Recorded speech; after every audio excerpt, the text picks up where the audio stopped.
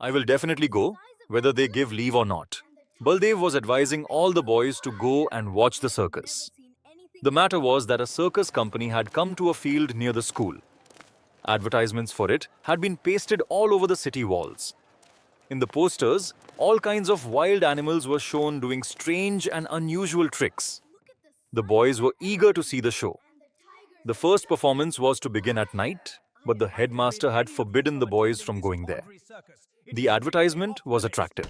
It has arrived, it has arrived. Friends, the circus you have been waiting for, even for getting food and drink, has finally come to Bombay Circus. Come and enjoy the show. Apart from the great acts, one more act will be shown, such as no one has ever seen or heard before. The boys' minds were fixed on the circus. In front of their books, they were discussing the animals. How on earth would the lion and the goat drink water from the same vessel? And how would such a huge elephant sit on a cart? The wheels of the cart would be enormous. The parrot would fire a gun. And the monkey would sit at the table like a gentleman. Baldev was sitting at the very back, drawing a picture of a lion on his arithmetic copy and thinking how pleasant it would be if tomorrow were Sunday instead of Saturday. Baldev had somehow saved up a little money. He kept hoping for the school to end so he could run away. When he heard the headmaster's order, he left the classroom in a huff. As soon as school was over, he came out into the field and said to the boys, "I will go, certainly I will go, whether they give leave or not." But the other boys were not so bold. None of them agreed to go with him. Now Baldev was left alone. But he was very stubborn.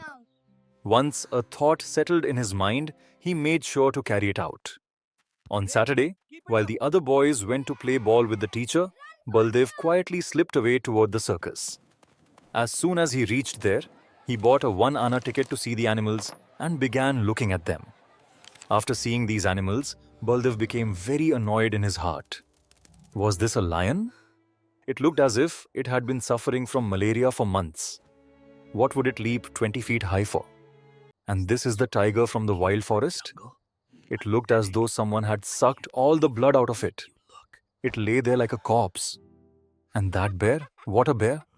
Was it a bear or a pig, and a one-eyed pig at that, as though it had escaped from the jaws of death?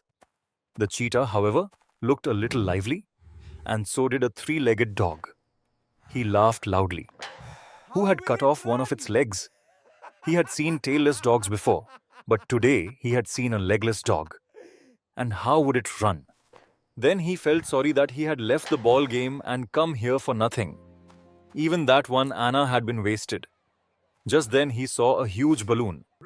A man stood beside it, shouting, "Come, come, take a ride in the sky for 4 annas."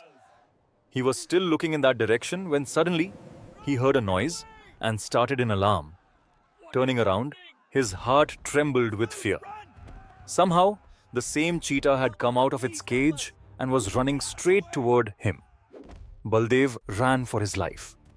Then another scene unfolded. The cheetah ran toward the balloon.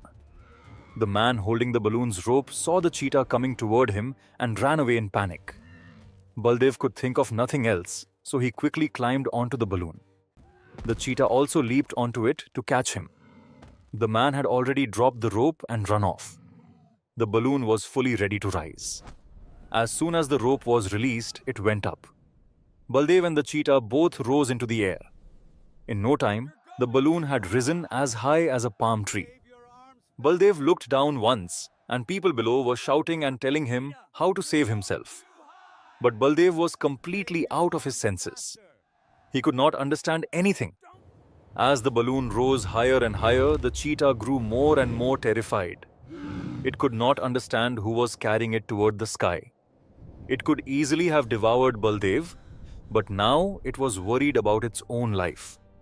It had forgotten all about being a cheetah.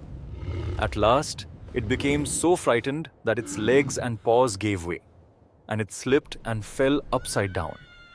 When it hit the ground, its bones and ribs were crushed. Until then, Baldev had been afraid of the cheetah. Now he became worried about where the balloon was taking him. Once he had climbed a clock tower, and from there the people below had seemed like toys and little doll houses. But this time he was many times higher than that. Suddenly, an idea came to him.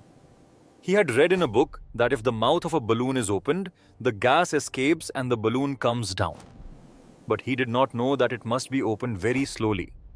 He opened it all at once and the balloon began to fall rapidly. When it came down to a little above the ground, he looked below and saw a river flowing. Then he let go of the rope and jumped into the river and swam out safely.